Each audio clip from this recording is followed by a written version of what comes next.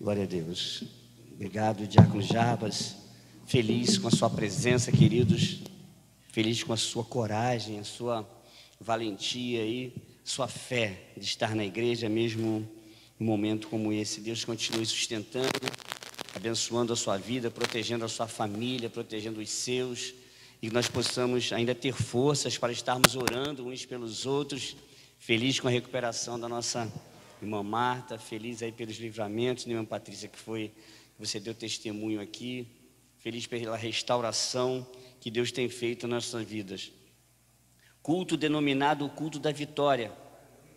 Então eu queria que você, por favor, abrisse a sua Bíblia. Eu peguei um dia desse, num texto aqui, hoje eu vou pegar um outro ponto desse mesmo texto, 2 Reis, capítulo 5. Nós falamos de Naamã, hoje eu vou falar um pouquinho da menina de Naamã. 2 Reis, capítulo 5, versículo de 1 a 3. Vamos ler 3 versículos, falando sobre o que é ter vitória. Um culto que é denominado vitória. A irmã Cláudia é uma irmã que está sempre ali no grupo pedindo oração, não é isso, irmã Cláudia? Ore por isso e por aquele, ela está sempre buscando vitória. Não é isso? E a gente então começa a perguntar nessa noite, o que é ter vitória? Não é isso? A vitória em quê? Existem processos para a gente chegar até a vitória e entender realmente o que é ter vitória, presbítero Flávio. E o que a gente vai falar sobre isso aqui nessa noite. 2 Reis, capítulo 5, versículo do 1 ao 3, diz assim: E Naamã, chefe do exército do rei da Síria, era um grande homem diante do seu senhor, e de muito respeito, porque por ele o Senhor dera livramento aos sírios. E era este homem valoroso, porém leproso. E saíram tropas da Síria e da terra de Israel, e levaram presa uma menina, que ficou ao serviço da mulher de Naamã. E disse esta à sua senhora: Tomara que o meu senhor estivesse diante do profeta que está em Samaria, ele o restauraria da sua lepra. Aleluia. Pois assentar, queridos, louvado seja o nome do Senhor. A gente começa a pensar em ter vitória, em ser vitorioso, em ter conquistas, em alcançar patamares extraordinários na nossa vida. Quem é que não quer crescer, querido, profissionalmente? Quem é que quer continuar, não é isso, como ajudante de pedreiro a vida toda? Não é isso, irmã Patrícia? Não, tem uma hora que a gente quer ser pedreiro, a gente quer estar na frente da obra, porque a gente sabe que a gente vai ganhar um pouco mais. Não é isso? Quem é que não quer participar do ministério de louvor? Não é isso, Diácono Zara? Quem é que não quer participar e de repente chega a Bíblia diz que aquele que é o mesmo episcopado, você está como um pastor, um presbítero, um diácono, uma diaconisa, grande coisa almeja, porque, ou seja, crescer na obra de Deus. A Bíblia diz, crescer na graça e no conhecimento. Se eu posso ser aluno, mas eu também posso ser um professor, eu aprender para dividir multiplicar um conhecimento com alguém que é até melhor. Não é ótimo isso, gente? Isso eu estou falando de área de conhecimento. Agora, quem é que não quer também crescer na família? Hoje você é solteiro, amanhã você conquista uma família, você vai ter filhos. Isso, a gente vai tendo vitória na família familiar e consegue se manter um casamento durante muito tempo, o que é uma luta muito grande nos dias atuais. Tudo isso é vitória. E durante esse momento difícil que estamos vivendo, você se manter vivo é uma grande vitória, gente. Você poder ir e vir e chegar em casa bem e passar um dia, mais um dia, e você dá uma olhada para trás, dá uma olhada para o lado e vê que pessoas estão indo e você está continuando a ficar, isso é vitória. Só que às vezes a gente é tentado a pensar que vitória é só quem compra um carro novo, não é isso? Que vitória é só quem está ganhando um grande salário. Que vitória é só quem está conseguindo um grande emprego e conseguiu fazer uma casa nova e comprou uma casa de praia. A vida, ela nos leva a pensar sobre todas essas coisas de bens materiais. Queridos, para pensar bem, você tem um nível de vida muito melhor que teve Davi, o rei de Israel. Parece brincadeira dizer isso. Você está achando que aqueles palácios tinham conforto e tinha limpeza que tem a sua casa? A gente poderia falar aqui, vocês talvez ficariam chocados se nós começássemos a falar como eram os banheiros dessa época. Você ficaria chocado se a gente começasse a lembrar o almoço, o que eles comiam, como comiam, com as mãos, bichos passando muitas vezes enquanto olhava, daqui a pouco tinha um rato na mesa, daqui a pouco tinha e por aí vai, querido. Davi, o tempo de Salomão, o tempo de Daniel, querido. E a gente muitas vezes é tentado a pensar que essa prosperidade na nossa vida é só financeira. Sabe por que a gente pensa isso? Porque a maioria pensa. Só que a maioria está fora desses padrões aqui.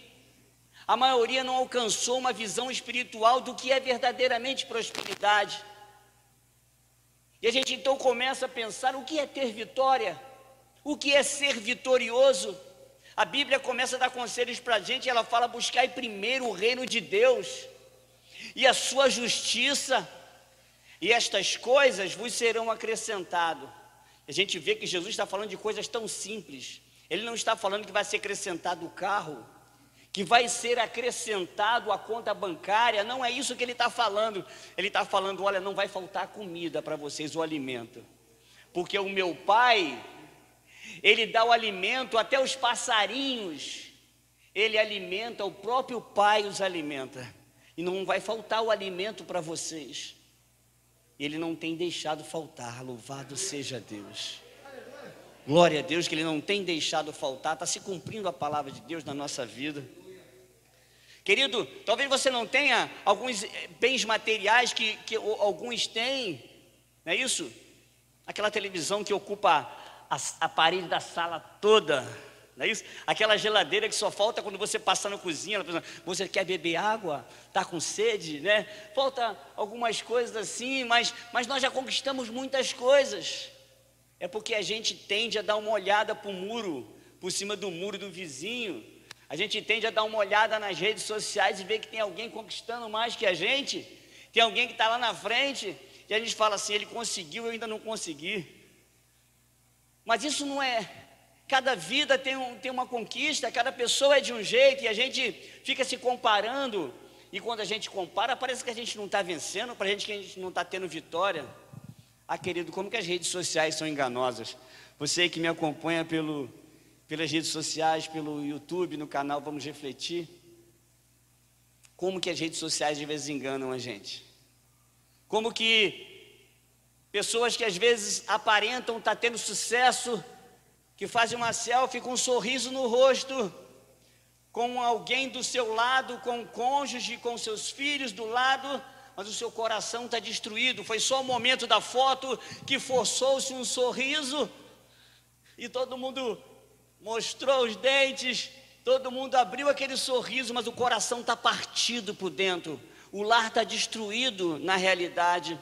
Estão buscando vencer, estão buscando lutar para mostrar uma coisa boa. Eu não estou dizendo que isso é errado naquele momento, se juntar e tirar foto desse jeito. Eu não estou dizendo que isso é errado. Só que muitas vezes não é a nossa realidade. Muitas vezes por trás a gente está lutando para ter vitória, e porque a gente ainda não entendeu o que verdadeiramente é ter vitória, a gente muitas vezes não está feliz, a gente não está contente, a gente não se contentou com o que a gente está alcançando, porque a gente ainda não entendeu o que é ter vitória. A vitória tem seus processos. E essa menina aqui, é interessante a passagem dela nessa história. Ela aparece só nesse momento da história, mas é ela que vai fazer todo o acontecimento na vida de Naamã. Tudo vai acontecer na vida desse grande homem, porque uma menina disse para ele. E às vezes a gente começa a pensar qual é o nosso papel na história. Talvez a gente nunca chegue a pregar num púlpito desse, mas sabia que a maior pregação não é aqui? Pregar aqui é até glamouroso, não é isso? É até, vamos supor assim, gratificante, e porque é um lugar de destaque. Mas a maior pregação não é aqui no púlpito, a maior pregação é em casa, a maior pregação é no ônibus, a maior pregação é no colégio, a maior pregação é na rua, a maior pregação não é só aqui no púlpito, porque aqui são só 30 minutos, 40 minutos. Agora lá em casa, eu posso pregar 10 horas, e eu posso pregar até calado com o meu silêncio. Quando eu tenho a oportunidade de encontrar com alguém na rua, eu não estou com o microfone na mão. Essa menina não estava com o microfone na mão, não era um culto, mas ela falou e pregou. Ah, se o meu Senhor tivesse diante do homem de Deus, ele o restauraria da sua lepra. Ela mostrou fé, querido, é um dos aspectos que eu coloco, porque a vitória tem todo um processo antes. Ah, querido, a gente fica olhando os feitos do Ayrton Senna, que foi um dos maiores da Fórmula 1 aí do Brasil. Tem o Nelson Piquet, tem o Emerson, mas a gente sempre ficou mais com o Ayrton Senna, pela sua simpatia, pelo seu carisma. E ele foi um dos grandes da história. Tudo que ele conquistou tinha que ser nos bastidores. A gente vê o Zico, que entrou para a história aí, os grandes jogadores do Flamengo, não é isso, da década dos anos 80 principalmente. Ele ficava treinando depois que todo mundo ia embora. Eu vi um depoimento do Moser um dia desse, que o Moser, um jogador do Flamengo também da antiga, ele ia embora, trocou a roupa, e quando olhou, o craque do time, o melhor do time, continuou treinando. E ele olhou aquilo, ficou com vergonha, botou o calção e voltou para treinar também, ficou lá olhando. Por que isso, querido? Os bastidores são importantes. Às vezes a gente olha só a pessoa quando sobe lá no primeiro lugar do pódio e entrega uma medalha, entrega o troféu para ele, mas tudo que se faz antes para conquistar a vitória é importante. A vitória tem um anterior. Quantas vitórias você orou, você clamou, você negou algumas coisas? Quantas vezes você queria falar muitas coisas no relacionamento e você então se segurou, você não falou algumas coisas, você mudou sua postura e você teve vitória, porque os bastidores, antes, o que você faz antes vai determinar muitas coisas. É preciso olhar os bastidores. Naamã está lá no rio, está dando mergulhos, está obedecendo, e vai ficar curado. Você conhece a história, ele dá 7 mergulhos e a pele dele sai como uma pele de criança, mas nos bastidores tinha uma menina pregando para ele antes. Antes precisamos pensar nas nossas atitudes. Precisamos acreditar, querido. Lembra de Jó? Lembra do exemplo de Jó? Porque quando tudo vai bem, quando as coisas vai tudo bem, é até fácil acreditar, a coisa está indo bem. Você está vendo o dinheiro saindo, você está vendo todo mundo te auxiliando, todo mundo abrindo as portas para você. Então você vê assim, ó, sucesso é iminente, claro que eu vou vencer. Agora, e quando começa a dar tudo errado? Aí é o momento de você buscar a sua fé, ficar tranquilo e acreditar que tudo vai dar certo. Jó estava num momento terrível. Para quem está lá no topo, de repente ele está lá embaixo. Porque, querido, perder a saúde é algo terrível. Eu estou vivendo, eu vim domingo com 50% de saúde, domingo. Hoje eu estou com 70%. Estou me recuperando, glória a Deus. Então, querido, coisa terrível quando você perde a sua saúde, você quer fazer as coisas, você não pode, Zaré. A gente sabe o que é isso. Você fica travado, você quer fazer as coisas, quer ir e vir, não pode. Ah, queridos, e é por isso que Salomão, lá na frente, quando já estava bem idoso, não é isso? Vaidoso, já que ele é vaidade, né? Tudo é vaidade, então vaidade, vaidoso. Ele estava lá na frente e falou assim: ai, lembra-te do teu Criador nos dias da tua mocidade, Antes que venham os dias em que você vai ficar só se lamentando que eu queria fazer, mas não tenho força. Eu queria ir, mas as minhas pernas não podem ir. Eu queria ir, mas eu queria cantar, mas não tenho mais fôlego. Eu queria fazer, mas não tenho mais força. E quantas vezes, querido, não é você não, quantas vezes eu pude fazer e por causa de bobeiras, por causa de picuinha, por causa de poucas coisas, a gente para de fazer a obra de Deus. E quando a gente para de fazer a obra de Deus, às vezes a gente para aquele que está do lado. Queridos, quantas pessoas preocupando com coisas mínimas e esquecendo que tem que buscar o Senhor. Pessoas preocupadas em arrumando, mesmo na pandemia, às vezes arrumando problemas e parando e atrapalhando muitas vezes e deixando de buscar a vitória. Nós não podemos, Jó disse naquele momento: eu sei que o meu Redentor vive e que por fim ele se levantará sobre a terra. Ele sabia, querido, ele tinha fé, mesmo no momento difícil, ele sabia que Deus iria dar vitória a ele. Mas era um caos terrível, morre os animais, morre filho, perde tudo. Como é que Deus vai restaurar uma situação dessa? Parece impossível. Mas Deus é o Deus do impossível. Como Deus tem sustentado a sua vida diante de tudo isso que está acontecendo, Deus tem dado livramento.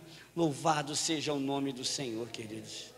Glória a Deus pela sua vida, pela nossa vida, pelos livramentos que o Senhor tem nos dado, não por merecimento, não, é graça, é o amor dele, a misericórdia dele, não há merecimento nenhum, porque eu sou isso, eu faço isso, não, é ele, é o amor dele que é imenso, nós não merecemos, aleluia. Paulo falou assim: eu sei em quem eu tenho crido, porque ele é poderoso. O apóstolo Paulo tinha uma visão tão grande no céu, que ele não visava aqui. Por isso que ele diz: aquele que espera somente nessa terra é o mais miserável dos homens, porque espera só aqui. Não, ele falou assim: eu sei em quem eu tenho crido, e sei que ele é poderoso para guardar a minha recompensa, para me dar nos últimos dias, no final de tudo. Olha, querido, que visão dele.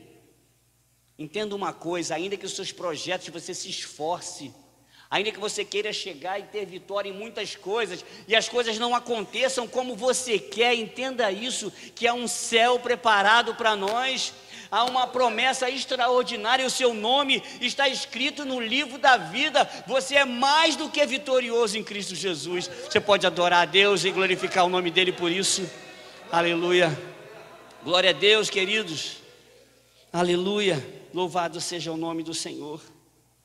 Pessoas tiveram momentos difíceis em sua vida e venceram por isso, porque tiveram palavras de vitória, atitudes de vitória. Para pensar num problema familiar, como viveu nossa irmã Ana, a mãe de Samuel. A mulher afrontava ela: eu tenho filho, você não tem. De 9 em 9 meses, era um dentro, um fora e outro dentro, não é isso? E enquanto ela estava com a barriguinha murchinha ali, sem poder gerar filho, sendo humilhada desse jeito, ela chega chorando, atitude. Foi para o templo: não, estou com dificuldade, desisto, não, acabou para mim, chega, não, nada dá certo, sou aqui honesta, se faço isso, faço aquilo, faço não sei o que, mas a coisa não acontece para mim, aí, minha barriguinha, não é isso? Vou desistir. Ela não.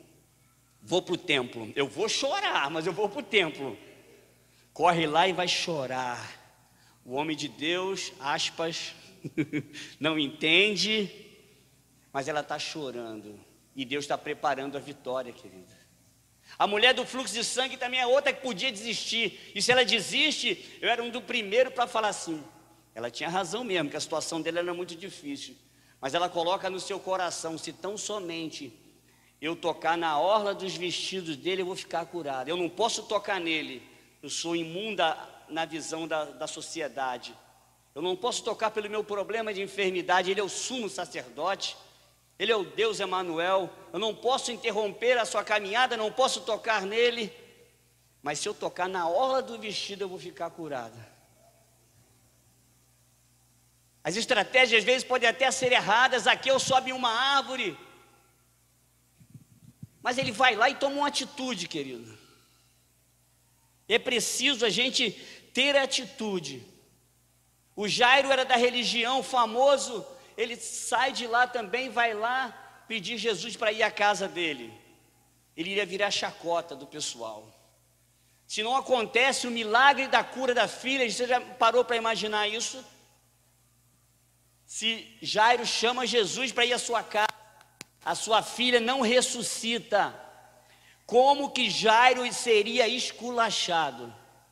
Ele seria zombado, ele seria motivo de zombaria para todos sempre naquela, se não fosse expulso ainda da religião judaica. Os fariseus, os saduceus iam brincar de zombar dele, iriam desrespeitar até a morte da sua filha.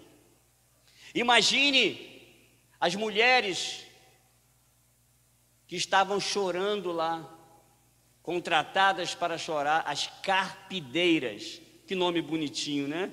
Existe no Nordeste até hoje as carpideiras. É uma profissão no Nordeste. Elas choram quando as pessoas morrem. Elas são contratadas para chorar. Imagine as carpideiras. Eu não falei que ele estava morto? Eu falei que ele estava morto. Teimoso o senhor, hein? Eu falei que ela tinha morrido. Até parece que a gente não conhece uma pessoa morta. Iriam ter 1000 argumentos. Mas Jairo sabia o que estava fazendo. Ele foi buscar uma pessoa que podia dar vitória para ele. A mulher do fluxo de sangue tocou na orla de quem sabia que podia dar vitória para ela. A menina é ressuscitada e ele diz: Talita cumi, te digo, levanta-te. E a menina levanta, o milagre acontece, a vitória acontece. A vitória acontece na mulher do fluxo de sangue, porque acreditou, não desistiu, foi em frente, tocou e recebeu o seu milagre, porque não desistiram. Zaqueu levou Jesus para casa, mesmo com a estratégia toda errada, mas Jesus olha o coração da gente, ele olha o interior. Muitas vezes, na nossa inocência, a gente tem uma atitude ali que não é correta. Todos nós estamos num aprendizado, mas a gente conquista a vitória porque o Senhor é conosco. É um momento dos bastidores, é antes da vitória. É preciso fazer tudo isso, não pode desistir. Naamã, ele pensou em desistir. Mas os rios lá da minha terra são mais limpos. Começou a botar obstáculo. Às vezes a gente coloca obstáculos, porque a gente quer fazer igual todo mundo. A gente quer ver a coisa na ótica do mundo. A coisa é na ótica espiritual, o milagre é no mundo espiritual. E como é que a gente vai conseguir se fortalecer no mundo espiritual hoje em dia? É lendo a Bíblia. As pessoas pensam que vão se fortalecer lendo o Jornal Nacional, vendo o jornal Hoje, vendo o que a Fátima Bernardes tem para dizer. Não é isso? O que o jornal Hoje está falando? Como é que está o mundo aí? Então as pessoas pensam que é ali que eles vão se fortalecer, que vão se atualizar. Não, querido. Onde é que a gente vai se fortalecer? Em oração. Senhor, meu Deus, em nome de Jesus, dá vitória, Senhor, porque a tua palavra diz que o seu povo que se chama pelo meu nome se humilhar, orar, buscar a sua face e converter dos seus maus caminhos. A Bíblia é que diz que o Senhor vai ouvir do céu, vai perdoar os pecados e vai sarar a nossa terra. A Bíblia diz: clama a mim e responder-te-ei, e anunciar-te-ei coisas grandes e firmes que não sabe. A Bíblia nos leva a pedir, dar-se-vos-á, bater, a porta vai se abrir, e buscar que nós vamos encontrar. Porque qual é o pai que pede um pão, não é isso, e ganha uma pedra, e pede um peixe e ganha uma serpente? Não, Deus, ele nos ama e ele vai nos dar o melhor. Então a gente precisa ir buscar a vitória e buscar força para ir para o lugar certo. Muitas vezes a gente buscando vitória, a gente está indo nas fontes erradas e nos alimentando de formas erradas. Isso faz a gente perder nossas forças. Elias, ele foi um camarada que te perdeu o foco. Ele desistiu de uma certa forma, tanto é que Deus proveu Eliseu para continuar o ministério dele. Ele deu uma parada brusca, estava lá no apogeu, enfrentando Jezabel, enfrentando 450, fazendo e acontecendo, e tudo. Todos nós estamos sujeitos a isso, tá, querido? São lições para nós. Cuidado quando você está crescendo, cuidado. Porque de repente, ó, se a gente não vigiar, não estou falando só de cargo não, família, financeiro, tudo, querido, engloba tudo a vitória. É preciso a gente não voltar atrás. A Bíblia diz que aquele que coloca a mão no arado, completa para mim aí, não pode olhar para trás, querido. O seu olhar é importante demais. Como que você vai caminhar em uma direção e olhando para outra? Não tem como.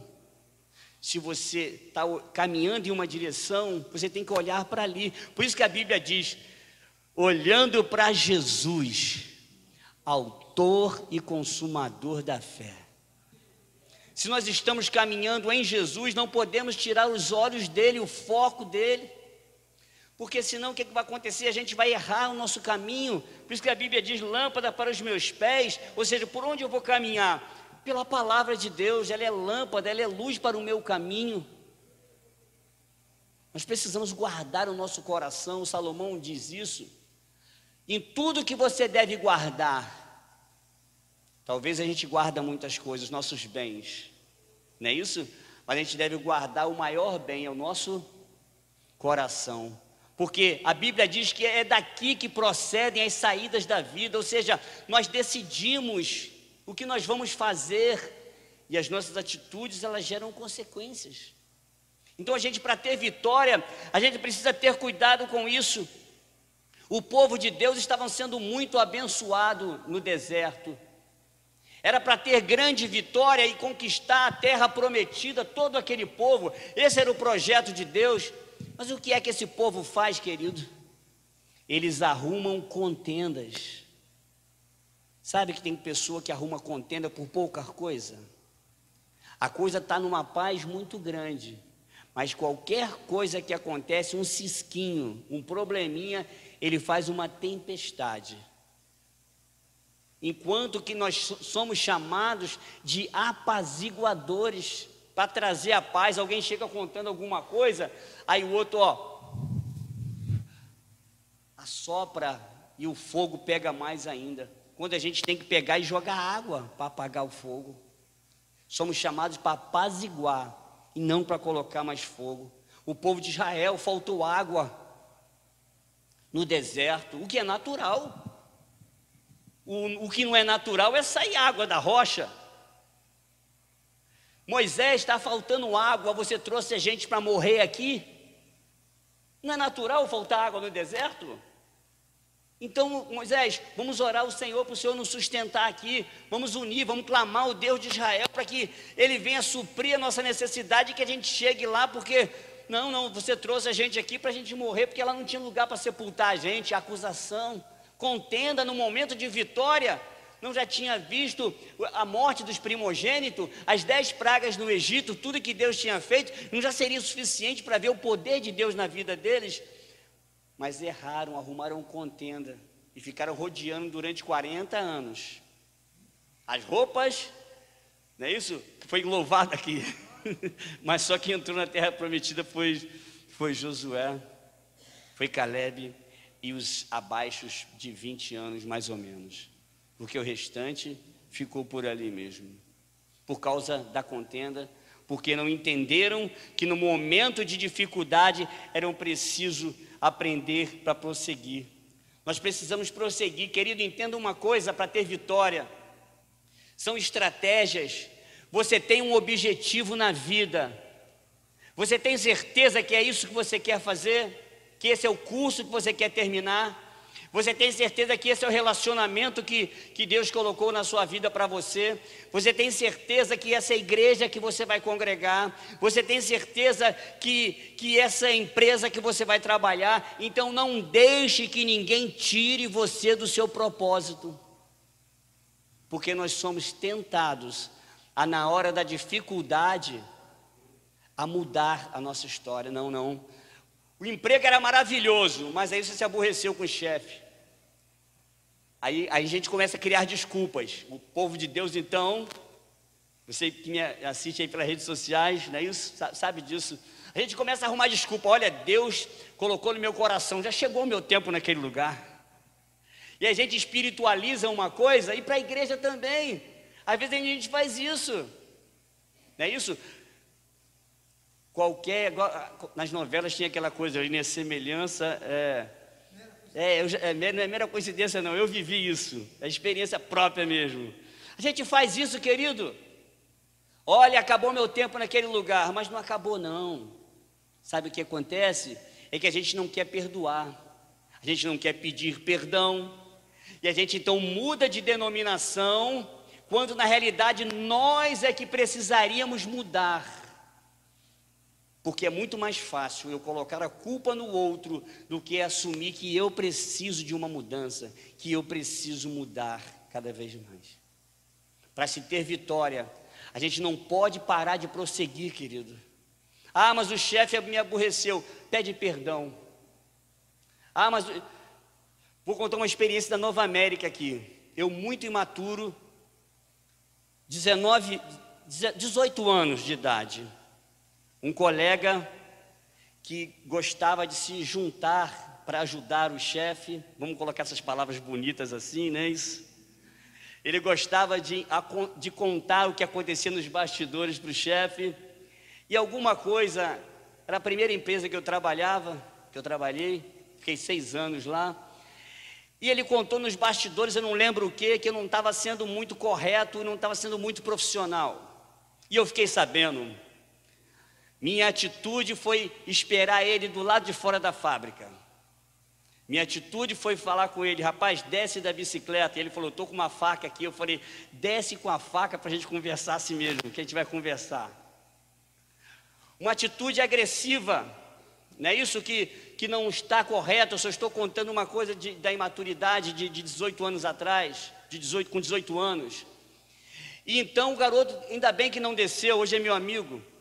E ele não desceu, mas depois ele contou para o chefe. Como era desse costume dele, ele contou para o chefe o acontecido. O chefe me chamou no escritório e falou: se acontecer alguma coisa com ele, você está na rua no outro dia. Eu conversei com um primo meu e pedi o conselho. Ele falou: se muda a sua atitude, vai lá e pede perdão os dois. Pede perdão o teu chefe e pede perdão esse rapaz e muda a sua atitude.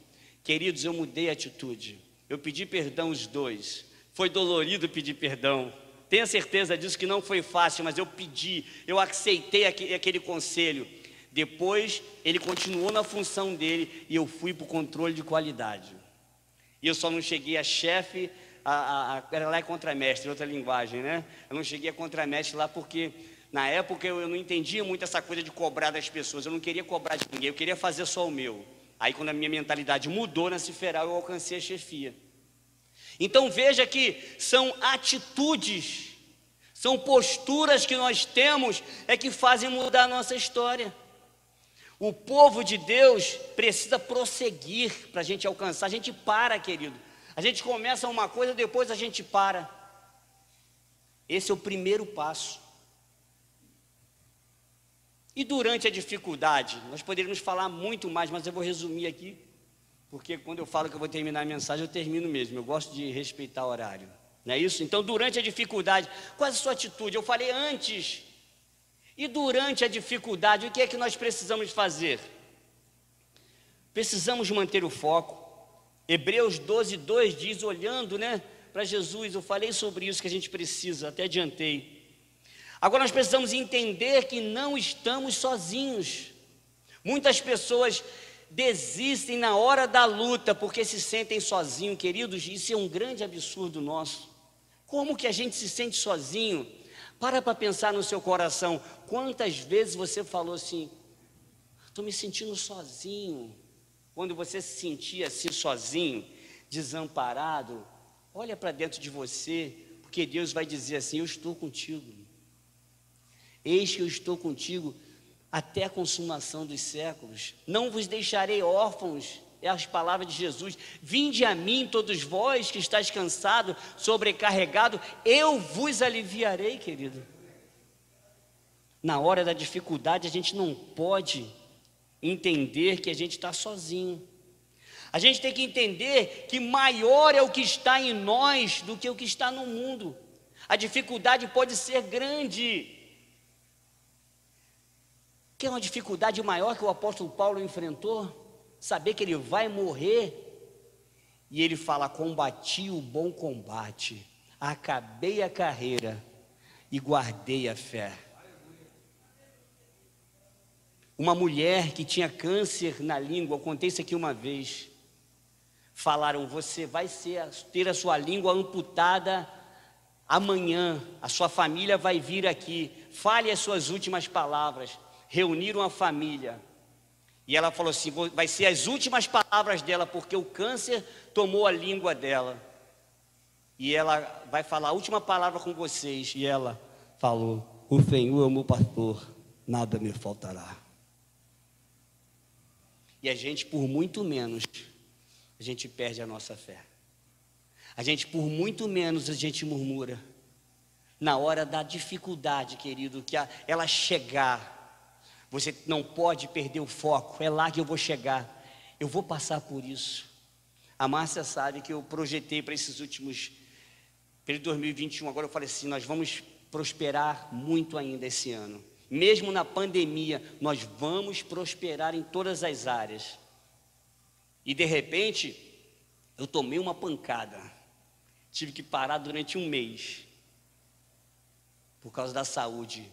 Mas eu quietinho, ó, só crendo na vitória, só acreditando que ia dar a volta por cima. A Márcia sabe que eu não murmuro, eu não reclamo.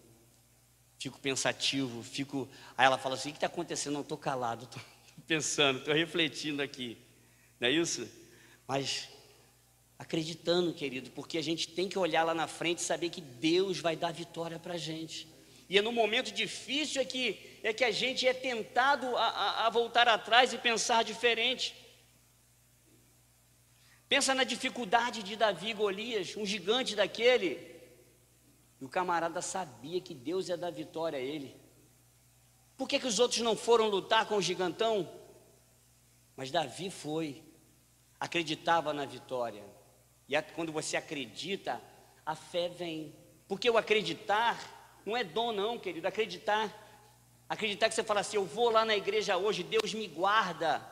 Eu entrei no hospital, na cidade dos leprosos, em Itu, São Paulo. É um lugar do tamanho da Taquara, é muito grande. Tela e segurança, o ônibus entrou e eu falei: eu vou, se tiver que apertar a mão eu vou apertar, se tiver que abraçar eu vou abraçar, se tiver que pregar para eles eu vou lá no quarto pregar, e eu não vou ser contaminado e vai dar tudo certo em nome de Jesus. Eu fui lá, preguei para eles, falei com eles, vi o estado deles se decompondo em vida, sem braço, sem perna, sem um montão de coisa, e não fui contaminado e estou aqui para a glória de Deus. Quando você coloca a fé em prática, Deus ele honra a sua fé. O primeiro passo é acreditar. Acredite, querido, que Deus vai mudar a sua história, vai mudar a história da sua família, vai mudar a história desse país, vai mudar a história nossa, em nome de Jesus. Acredite. E aí, para a gente resumir, depois da vitória, é o momento, é o apogeu, é o momento de você comemorar e não esquecer daquele que te deu a vitória. Porque quantas pessoas, quando conseguem chegar lá no topo, no primeiro lugar, ele não lembra de quem o ajudou, de quem acreditou no seu ministério, não é isso? De quem acreditou do cônjuge, não é isso? Que falou: esse é o homem da minha vida, essa é a mulher da minha vida, é com ele, não é isso? É com ela que eu vou ser feliz e eu vou ter vitória. E quando a gente começa a conquistar as coisas, não é isso, Márcia? A gente tem que falar assim: ela está me ajudando. Não é isso, Márcia? Deixa eu puxar a sardinha para mim, ele está me ajudando. É assim que a gente precisa fazer quando a gente conquista as coisas. O Flávio está chegando porque a Vanusa está do lado dele. A Vanusa está chegando porque o Flávio está do lado. E assim vai para os outros casais. É assim que Deus faz. A gente não pode esquecer: eu consegui porque fulano um dia. Eu já pude agradecer as pessoas que contribuíram para que em 92 eu entrasse na Ciferal, onde eu trabalhei 24 anos. Eu entrei ali por um milagre muito grande. E eu pude agradecer as pessoas que que contribuíram para mim. Maurílio, aqui o filho do Tumbim, quem é da Taquara Antigo sabe quem é. Dona Cecília, lá da rua Ana Luísa, chamada de Rua dos Cachorros, não é isso? Dona Cecília e minha tia, que já é falecida, Dejanira. Foram as pessoas que trabalharam forte. E a entrevista que eu fiz, que eu fui muito feliz na minha entrevista, um monte de gente, eu fui feliz em que eu estava fazendo um curso de elétrica e falei que eu já sabia a parte elétrica, isso me ajudou muito a entrar na Esferal. E ali eu me aposentei. A gente precisa ter estratégia, eu termino falando sobre isso aqui. Não adianta, querido, você só ter a fé, você ser um religioso. Não adianta você dizer, eu sou de Deus, eu vou para a igreja, eu estou me santificando, eu estou orando, jejuando e lendo a Bíblia. Se quando as coisas se colocam à sua frente, você não tem estratégia, você não pensa o que você vai fazer. Precisamos, porque muitos de nós, queridos, nós colocamos a responsabilidade em Deus de tudo. Eu fico triste quando eu ouço as pessoas dizendo, fulano morreu, fazer o quê, né? Deus quis assim. Que negócio é esse, gente? Fazer o quê, né? Fulano morreu, foi a vontade de Deus. Parece que Deus é um carrasco, né? Quando uma criancinha morre, então eu fico com o coração apertado. Mas ali na escola bíblica, eu não estou pregando, não vou interpelar ninguém. O anjinho assim, Deus levou, fazer o quê? Tirou da gente e levou para o céu. Aí o pessoal da Globo fala assim, está no andar de cima. Complicado. Por que isso, gente? Existe uma coisa que é a vontade de Deus permissiva. Deus permite a história correr normalmente, como está permitindo aí muitas coisas acontecerem. Cumprimento da palavra, não é isso? Agora, vontade diretiva de Deus chegar assim e tirar o fôlego de vida. Não, Deus não está fazendo isso. As tragédias, elas acontecem normalmente. Os desastres, eles acontecem. Deus, a Bíblia diz que Deus não tem prazer na morte do ímpio. Veja aqui, que desfoque. Então, querido, para nós encerrarmos, pense nos bastidores, para ter vitória antes do que nós vamos fazer. Pense que quando a luta chegar, o que você vai fazer. E quando a vitória chegar, agradeça a Deus e glorifique ao Senhor. Você pode aplaudir o Senhor por esta palavra. Louvado seja o nome do Senhor. Aleluia.